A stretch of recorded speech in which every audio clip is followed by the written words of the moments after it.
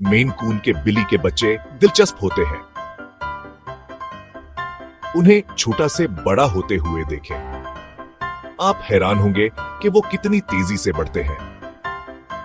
Main कून के बिली के बच्चे छोटे पैदा होते हैं, आमतौर पर सिर्फ 60 ग्राम वजनी।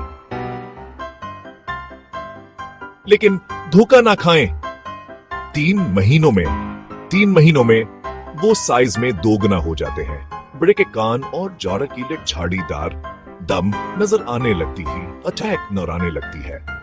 जैक की वो चंडकल नौजवान हो गए। जैक 1 साल की उम्र तक 6 महीनों में 1 साल की ना, तो फिर वो बालग बिल्लियों की तरह लगते हैं, लेकिन बढ़ते रहते हैं।